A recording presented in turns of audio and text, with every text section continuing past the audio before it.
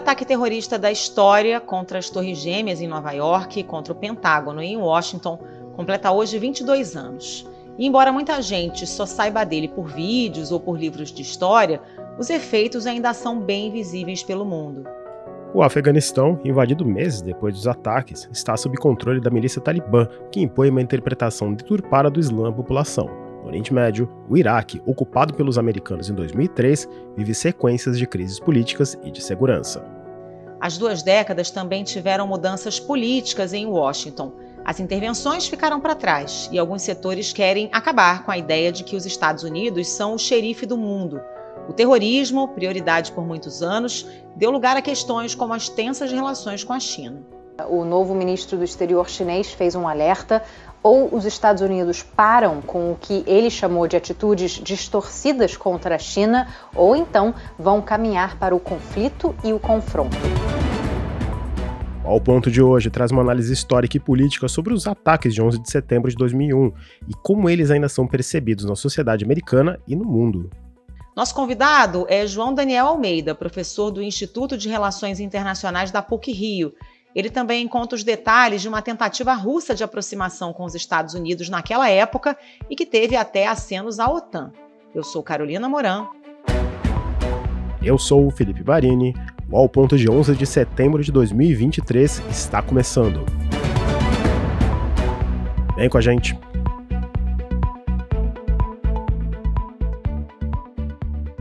João Daniel Almeida, um prazer inenarrável tê-lo aqui no Ao Ponto. Ainda mais falando sobre um tema que... Alegria toda minha.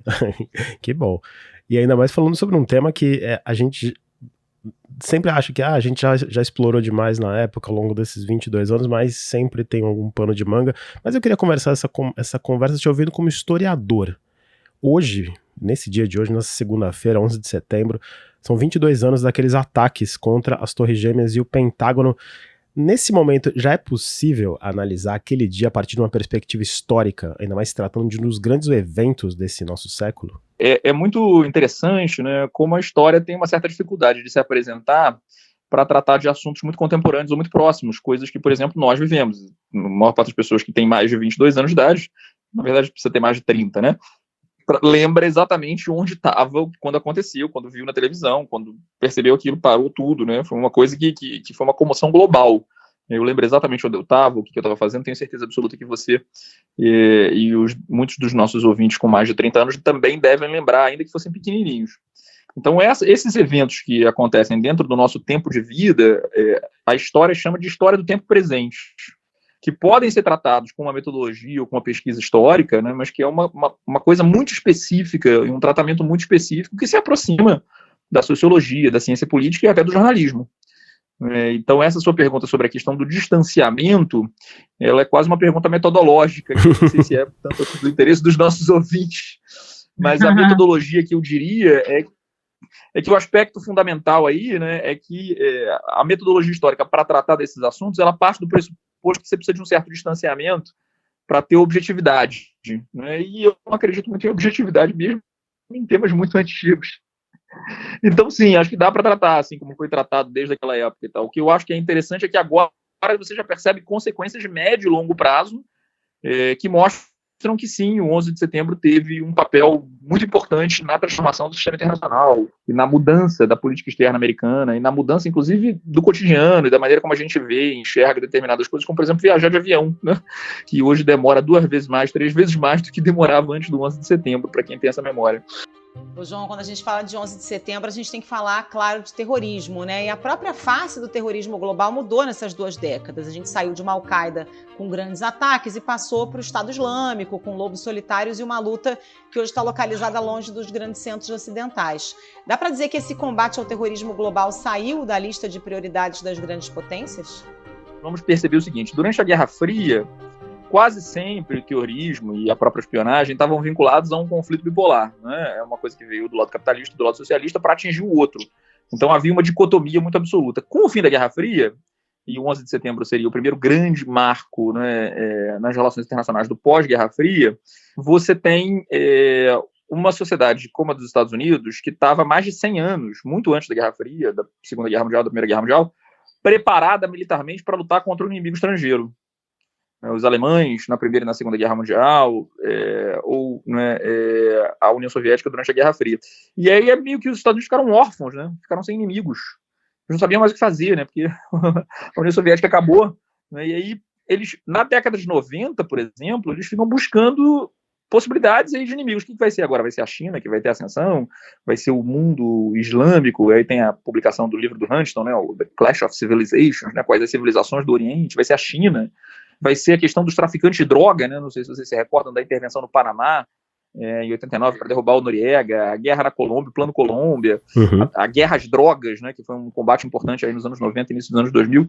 O 11 de setembro derruba, joga no colo deles, né? Literalmente, nesse sentido, uma dádiva, né? Foi um ato terrorista, mas também uma dádiva, porque o establishment americano e o sistema americano, tanto de defesa, né, do Pentágono, quanto político, passam a ter uma maneira de lidar com a política externa que é mais palatável e didática do ponto de vista da dicotomia para convencer a opinião pública. Nós temos um inimigo, esse inimigo é perigoso, esse inimigo nos atingiu no nosso próprio território, desde a queima da Casa Branca pelos ingleses em 1813, 1814, durante a Segunda Guerra de Independência, ou seja, 190 anos antes que o território dos Estados Unidos não era atacado por estrangeiros. Passaram-se 190 anos até que teve um ataque. Então, isso gera um inimigo muito claro, e aí eu te diria que a resposta dessa sua pergunta, em termos de dicotomia, é o terrorismo. Né? O terrorismo sempre existiu, mas a maneira pela qual o terrorismo é construído pela política externa norte-americana e a forma pela qual esse terrorismo é feito de maneira individualizada como um inimigo, a construção de um inimigo, né? A Al-Qaeda, depois o ISIS, etc., era também uma coisa que se co-constituía no processo de que os americanos precisavam também desse inimigo para continuar garantindo ou permitindo a vigência de toda a estrutura militar e o aparato militar que sustenta tantos empregos, né, e que sustenta boa parte da economia americana. Com essa nova guerra agora, a guerra da Ucrânia, e com a ascensão da China, e com novas tensões como a tensão de Taiwan, ou a tensão do Mar da China, a invasão da Ucrânia, não tem mais essa necessidade, né?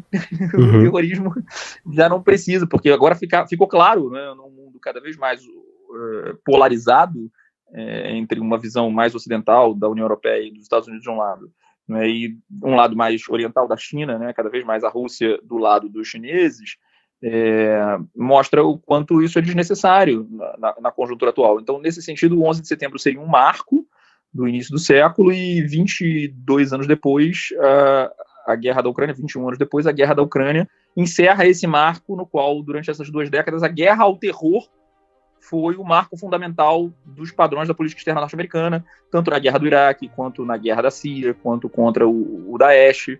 São exemplos que, a meu ver, né, mostram que a gente está, de novo, vivendo uma transição.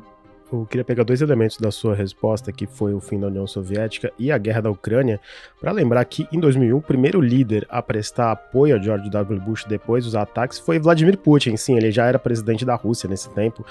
Havia pouco mais de um ano que ele estava no cargo, e chegou nessa época, ele inclusive falava que havia a possibilidade de seu país se juntasse à OTAN. Bush deu de ombros.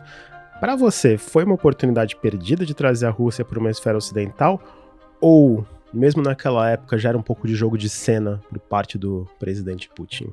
Que pergunta sensacional, Felipe.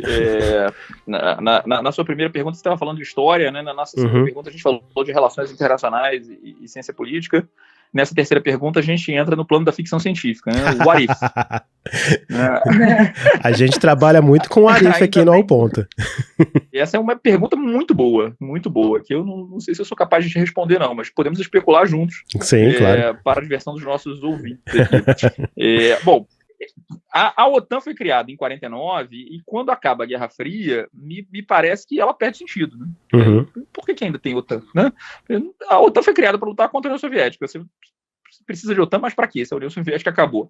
Então, em alguma medida, o Putin, naquele momento, profundamente fragilizado, né, porque ele estava vindo de uma sucessão de um governo muito instável, né, que era o governo do Boris Yeltsin, ele vivia uma circunstância análoga, né, ao que os ucranianos viveram várias vezes, né? Vou me voltar para o Oriente ou vou me voltar para o Ocidente? Não tinha alternativa ainda da China, porque a China era um país ainda periférico, um país em desenvolvimento, um país fraco, né, ao contrário do que tem hoje, e mesmo o arsenal nuclear russo ainda estava fragmentado, né? Você se recorda, nesse momento, ainda não tinha dos acordos que vão fazer com que a Rússia incorpore e centralize esse arsenal, em alguma medida até com apoio, né, da Casa Branca e com apoio do Ocidente, para garantir a estabilidade da região. Imagina, 6, 7 países com armas nucleares, é melhor que ficassem todos com a Rússia. Então, me parece ali, não exatamente um jogo de cena, mas uma tentativa de se fortalecer internamente, como todo ato de política externa. E, ao mesmo tempo, o governo dos Estados Unidos, naquele momento, a OTAN era uma coisa meio que quase que irrelevante, né? A OTAN tinha feito besteira, a OTAN tinha sido ignorada pelo Clinton em boa parte dos conflitos lá na Iugoslávia, né? Então havia um entendimento internacional naquele contexto, se a gente voltar para aquele contexto, de que a OTAN podia acabar. Né? E aí você precisaria exigir, tanto do Putin quanto do Bush, na época, um nível de previsibilidade ou de previdência de futuro, né, de que, cara, temos aqui uma oportunidade, né, de integrar a Rússia. Por outro lado, a pergunta vamos imaginar que, sim, tivesse acontecido isso, né, o Bush concordava e o Putin entrava na OTAN, e aí ia participar da OTAN e ia viver a OTAN. O que teria sido muito diferente em relação a isso? Para você acreditar nisso, você tem que ser um institucionalista radical, de acreditar realmente que as instituições elas conseguem limitar o poder e impedir o poder, né? E me parece que esses conflitos iam aparecer dentro da OTAN e poderiam levar, inclusive, à fragmentação da OTAN, ou à divisão da OTAN, ou à ruptura da OTAN, porque não me parece que o Putin reagiria de maneira diferente a muitas das coisas que teriam acontecido. É claro que a desculpa não ia ser a expansão da OTAN, que está nos colocando em risco, mas iam ser tropas da própria OTAN dentro do território da Rússia, ou a própria OTAN perdia sua relevância. A gente já viu que eles são muito criativos na hora de arrumar desculpas. Exato, né? Armas de destruição em massa para invadir o Iraque. É isso. O chefe de Estado, ele lê as ameaças do sistema internacional e age de acordo com elas, mas o tipo de justificativa que ele dá para a imprensa e para a opinião pública não tem necessariamente compromisso com a realidade. João, há 2 anos, os Estados Unidos saíram do Afeganistão. Foi uma guerra motivada diretamente pelos ataques da Al-Qaeda, né? E aí, depois dessa retirada, o caminho ficou livre para o Talibã retornar ao poder. Essa guerra, olhando hoje, né, com os olhos de hoje, acabou beneficiando o grupo extremista, os talibãs, que agora não tem praticamente oposição interna e já dá sinais de que vai ser normalizado externamente também?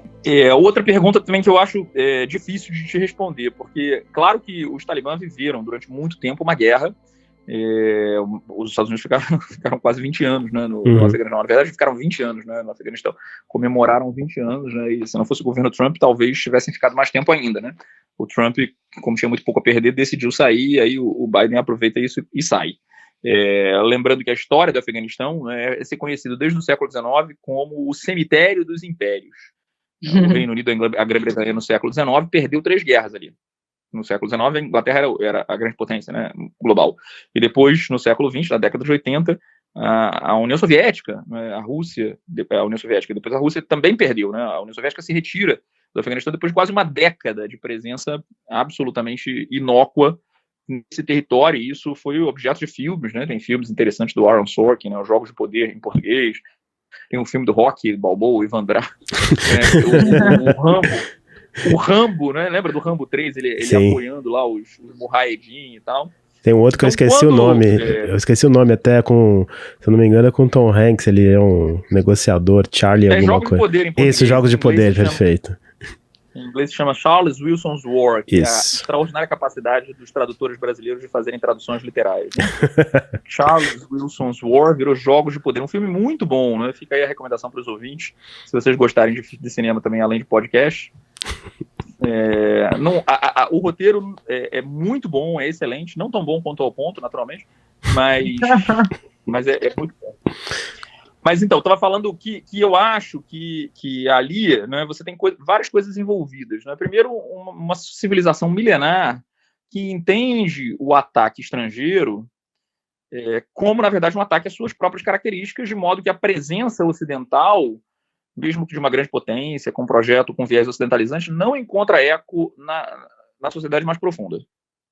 Nas zonas mais urbanizadas, que se beneficiam, né, sobretudo nas mulheres mais cosmopolitas, que passam a ter algum direito básico, mínimo, né, com a presença americana, ou naqueles que têm uma visão mais cosmopolita, mas isso não consegue chegar no pobre do afegão que vive no meio das montanhas. segundo a própria geografia do território, que inviabiliza completamente a presença militar, né, americana. Então, do ponto de vista ideológico e do ponto de vista da legitimidade, a guerra contra os Estados Unidos, durante 20 anos, legitima esse grupo. Né, porque nós temos um inimigo externo, e sempre que tem um inimigo externo, você tem uma legitimidade interna que gera coesão. Isso vale para o Putin, isso vale, como eu falei para vocês, para os próprios americanos. Por isso que eles ficaram perdidinhos nos anos 90, porque não tinham inimigo nenhum. E ficaram tentando inventar o inimigo até o 11 de setembro. Então, nesse sentido, sim. Né? Nesse sentido, eu concordo 100% com o que você diz. Os talibãs, eles vão ser legitimados internamente e politicamente por terem um inimigo que é a maior potência do mundo, da mesma maneira que os socialistas se legitimaram depois de vencerem os americanos na Guerra do Vietnã. Vencemos a maior potência do mundo. Isso dá uma legitimidade interna extraordinária. Uhum. Mas, ao mesmo tempo, você é obrigado a lidar com uma sociedade muito mais cosmopolita e muito mais plural. Quer dizer, as táticas que o Talibã usava antes de 2001 e a maneira como ele tinha o domínio dessa sociedade, uma sociedade que não tinha ainda internet, né, uma sociedade que não tinha tido contato com universidades americanas, que não tinha tido contato com igualdade de gênero, é muito mais difícil hoje você ter controle completo da sociedade com base na espada e na Sharia, né, porque, em alguma medida, essa legitimação internacional que você fala que existe hoje é também porque o Talibã mudou muito. Uhum. Né? Claro que você olha para o Talibã e aí tem uma construção meio que assim, é o Talibã, né? o eixo do mal, é claro que tem muita coisa muito, muito ruim no Talibã, mas se você pega o Talibã dos anos 90, né, e o Talibã dos anos 2000, você tem também uma transformação do Talibã por conta de 20 anos de presença americana e porque eles herdam uma sociedade cosmopolita, urbana, e porque eles, para se inserirem internacionalmente, mesmo para ter relações só com a China ou com a Rússia, precisam, de alguma maneira, de aceitar a internet. Né? E aceitar a internet significa permitir uma maior pluralidade de interesses ou de ideias que acabam chegando nessa sociedade e questionando esses modos de vida tradicional que são, do ponto de vista da retórica, o que deu legitimidade a eles na guerra contra os americanos. Eu queria falar sobre um outro legado militar americano, que é o Iraque, que hoje é uma democracia pouquíssimo funcional e cuja soberania é mega controversa. Você considera, partido até pode ser do ponto de vista americano, que a invasão do país árabe ela foi um dos maiores erros da história moderna dos Estados Unidos? Mas aí tem tantos erros da história moderna dos Estados Unidos que é muito difícil. Os maiores, assim, considerar os 20 primeiros, eu acho que está assim, no top 20. Os erros da política internacional americana, porque, claro que do ponto de vista da opinião pública norte-americana, se você estiver falando da opinião do complexo industrial militar, né, aí beleza, tudo bem, você tem vários projetos aí que dão dinheiro, né, que garantem, né, o financiamento dos militares e tal, mas ela tem muitos equívocos, né, começar uma justificativa mentirosa e sabidamente mentirosa, que erode a credibilidade dos americanos, inclusive entre os aliados. Aqueles países que tinham sido, durante décadas, aliados dos Estados Unidos na Guerra Fria, mesmo que com ressalvas ou reticências, depois daquilo ali, né, vários países europeus que sabiam que o Bush estava mentindo, que sabiam que seus governos estavam mentindo, e que atacam o Iraque com base em armas de destruição em massa. Nesse sentido, né, eu sou realista e concordo com Kissinger, né, seria melhor que tivesse sido sincero. A gente vai atacar porque ele é um ditador e a gente não gosta de ditadores e a gente precisa do petróleo também. Mas se fizesse isso desse jeito, teria perdido menos credibilidade do que inventado armas de destruição em massa que nunca foram encontradas. Você acredita que se tivessem jogado limpo dessa forma, teria tido mais legitimidade a guerra? Internacionalmente, certamente. Não do ponto de vista interno, né? Porque aí você precisa justificar internamente. Uhum. Então, para um americano médio, né, para o Homer Simpson, que não sabe nem o que é arma de destruição em massa, nem onde fica o Iraque, você inventa qualquer coisa e ele acredita. Mas eu estou falando do ponto de vista internacional, né? Internacionalista. Porque no plano internacional, a gente está acostumado a aceitar a realidade de poder, inclusive a realidade de poder americana, né? Ele é um ditador, ele é mau, ele é feio, e a gente precisa de petróleo também, então é melhor a gente controlar o petróleo do que esse ditador, né? Que abriga terrorista, sei lá. Mas você podia falar várias coisas do Saddam Hussein. O que você não podia falar era que ele tinha arma de destruição em massa, porque isso é falso, isso é mentira. Né? E a mentira, ela tem um impacto na erosão da legitimidade internacional de um país. E você fazer que era mentira, sabendo que era mentira, porque todo mundo sabia que era mentira, né? Uhum. Então, recentemente ele cometeu um ato falho, né? Não sei se vocês viram. Eliana, vocês viram que ele falou, não? Sim, a gente vai colocar aqui para o ouvinte lembrar. The result is an absence of checks and balances in Russia and the decision of one man to launch a wholly unjustified and brutal invasion of Iraq. I mean, of Ukraine. Iraq, anyway. 75. É muito boa essa entrevista, absolutamente sensacional. Ao invés de estar falando da Ucrânia, um país invadido, ele fala Iraque. Em suma, ele sabia, né? Era óbvio que ele sabia que ele estava invadindo de maneira absolutamente tosca e sem legitimidade clara nenhuma um país soberano. Tá? Então, isso é uma questão. Para os iraquianos, há uma percepção generalizada, inclusive em pesquisas feitas pelo Gallup e por outras agências internacionais, de como a vida deles piorou. Em 2004, você tem uma pesquisa perguntando qual é a principal preocupação dos iraquianos. E eles respondem: a nossa principal preocupação é com a segurança e com a estabilidade. E qual é o principal medo deles? E mais de 30% dos iraquianos respondiam que o maior medo é que houvesse guerra civil e conflitos internos. E os piores pesadelos dos iraquianos de 2004 se tornaram realidade depois da invasão.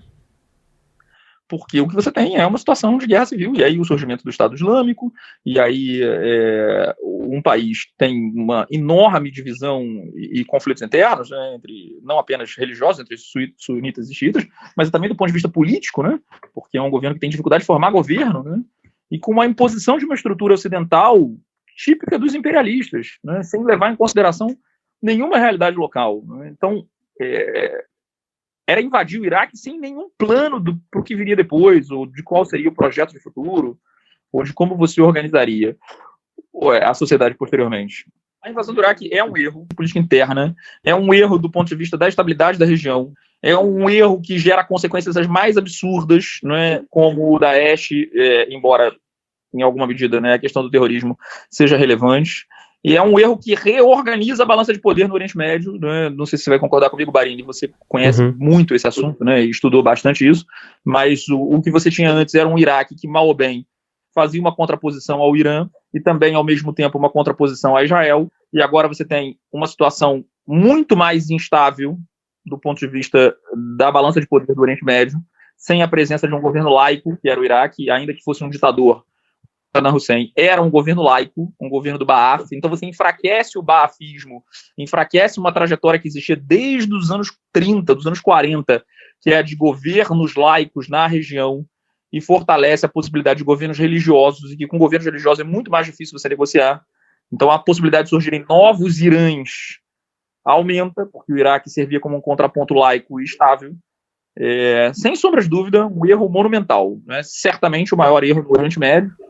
Mas aí, se você for somar os erros na América Latina, né, os erros na guerra contra as drogas, os erros na China, os erros na Ásia, os erros no Afeganistão, aí, meu amigo, os próprios erros na Europa, né, o governo Trump, aí, não sei se dá top 10 não, mas é certamente um dos maiores erros, e eu acho que sim, o maior erro do Oriente Médio. O João, você começou o episódio dizendo que todo mundo que tem mais de 30 anos lembra exatamente o que estava fazendo no 11 de setembro, é o nosso caso, nós três aqui, mas tem uma galera que cresceu sabendo dos ataques só pelos relatos, né, imagens de arquivo, gente que não viveu aquele momento. Dá para mensurar o impacto que o 11 de setembro ainda exerce na sociedade americana e no mundo? Os americanos estão acostumados com atos terroristas no seu território, né? E é interessante que é quase uma comemoração, porque se você considerar em 1901, 100 anos antes do 11 de setembro, voltando 100 anos, né? Em setembro de 1901, os americanos tinham acabado de sofrer um ato terrorista também. O presidente William McKinley estava internado, agonizando, morreria alguns dias depois de ter sofrido um atentado à sua vida, né, que o assassinou e que levaria ao poder o Teddy Roosevelt. O Teddy Roosevelt passou para a história nos Estados Unidos como um presidente progressivista, modernizador, né, que defendia a legislação trabalhista, que queria moralizar o serviço público interno, mas internacionalmente ele passa a história, principalmente na América Latina, como o presidente do Big Stick. O presidente que invade, que dá porrada, que bate, que faz intervenção na Guatemala, República Dominicana, que faz intervenção na Nicarágua, que faz intervenção em vários países, né, nas Filipinas. Ele é um presidente republicano, autoritário e expansionista, que usa a intervenção militar para garantir a hegemonia norte-americana e os poderes norte-americanos e objetivos norte-americanos. Já o George Bush é um presidente republicano que após um atentado terrorista, 100 anos depois, nas Torres Gêmeas, e guardadas as devidas proporções, um atentado internacional, enquanto que o atentado que matou o McKinley, embora fosse nacional, era visto como parte de um movimento anarquista mais amplo, né, global, né, as ideias anarquistas que estavam em força no início do século XXI, vai ser também um presidente intervencionista, que vai começar 2 guerras, uma guerra no Afeganistão e depois uma guerra no Iraque, e que vai, guardadas as devidas proporções, porque agora os Estados Unidos são uma potência global, em 1901 ainda não eram, adotar medidas intervencionistas e militares para sustentar a resposta contra esse terrorismo. Então, às vezes a gente parece estar falando de novidades, né, de coisas que acabaram de começar, mas tem traços de persistência na história americana que mostram que se a gente voltar muito no tempo, lá para 1901, teve um atentado terrorista, um presidente republicano e uma resposta violenta e agressiva global. Talvez, então, as variáveis não sejam necessariamente tão de curta duração assim. Né? Eu acho que, enquanto historiador, é interessante esse olhar. Para os americanos, portanto, esse legado é um legado que tem muitas perspectivas distintas. Uma delas é a perspectiva humanitária mesmo, né? O papel que isso vai ter em Nova York, são os monumentos que você vai ter ali no Marco Zero, né? O fato de que a memória dessas pessoas continua sendo celebrada, não apenas das vítimas diretas, né, da Al-Qaeda, no caso do World Trade Center, mas também daqueles que conseguiram, dentro do avião, lutar contra os terroristas e derrubar o avião, acho que na Pensilvânia, não é isso? E que, na verdade, são heróis, porque conseguiram evitar mais mortos. Então, para os americanos, de um modo geral, o 11 de setembro ele tem esse legado aí de heroísmo profundo, que servem para justificar ou legitimar a necessidade de você ter um poderio militar muito forte, uma força militar internacionalmente, porque poderíamos ser atacados novamente. Então, essa memória ela tem utilidade política. No plano internacional, essa memória do 11 de setembro, eu acho que foi fragilizada dos Estados Unidos enquanto vítima, né? Porque se a resposta dos Estados Unidos não tivesse sido uma resposta tão agressiva, tão violenta, tão belicosa, sem sombra de dúvida, o papel dos Estados Unidos continuaria sendo de uma vítima internacional do terrorismo. E eu imagino que a cultura norte-americana ou a influência norte-americana, do ponto de vista do soft power, teria tido um impacto, a meu ver, mais positivo. Mas a verdade é que o governo Bush conseguiu erodir muito rapidamente essa postura, né, essa posição. Séries que ninguém mais lembra, mas que vocês que têm mais ou menos a minha idade ou são mais jovens um pouco lembram, né, depois do Patriot Act, como aquela série 24 Horas, do Jack Bauer, né? Cada um dos episódios ele torturava alguém. E ele era o herói. Ele era o herói da série. Né? Era uma série que servia para normalizar, não tinha rede de streaming ainda, mas na TV americana, né, e para quem via internacionalmente, a questão de que eu posso torturar. Eu posso mandar um terrorista para Guantánamo o tempo que for, porque os fins justificam os meios. Né? Essa série, vista em países periféricos, né, na América Latina, na África, etc., ela é vista, bom, quem está sendo torturado? Né? Quem está sendo torturado é o mexicano, quem está sendo torturado é o colombiano, quem está sendo torturado é o árabe, quem está sendo torturado é o iraniano, o iraquiano, né, o afegão. Não é quem tortura, é sempre o americano que tortura. Vamos justificar a tortura, vamos justificar a violência. Então eu acho que os Estados Unidos, assim como na guerra do Iraque, perderam uma oportunidade extraordinária de ter uma resposta que poderia se beneficiar do papel de vítima do terrorismo internacional para construir uma coalizão como conseguiram construir na década de 40 contra o nazismo. Eles são heróis reconhecidos até hoje em todos os filmes, inclusive não filmes americanos, e os vilões são os nazistas.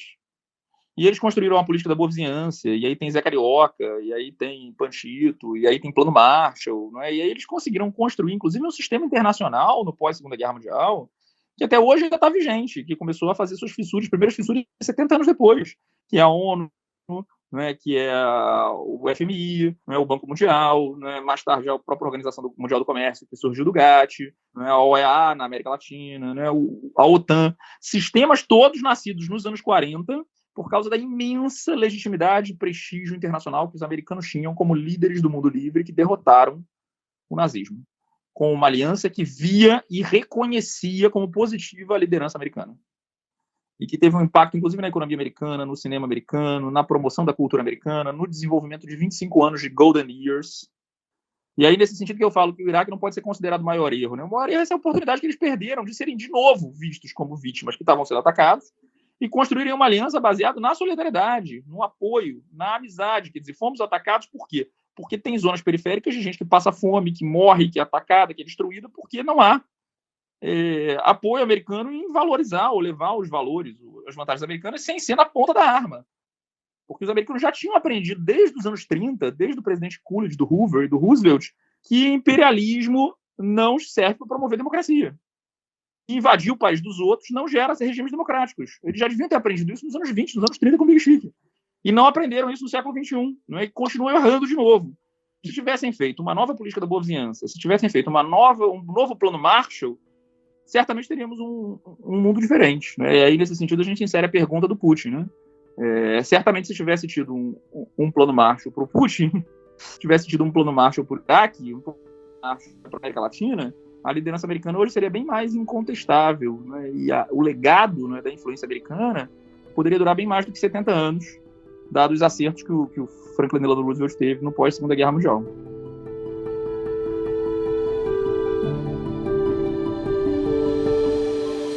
Professor João Daniel Almeida, muito obrigada pela participação. Até a próxima. Muito obrigado, querida. Valeu demais. Volte sempre aqui ao ponto. Sua aula aqui certamente vai agradar os ouvintes e as ouvintes mundo afora. Espero que sim.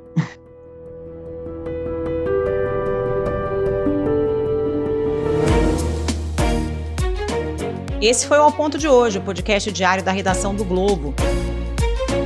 Nessa conversa a gente conta com a participação de toda a equipe do jornal, as mesmas pessoas que levam até você informação e análise de qualidade todos os dias.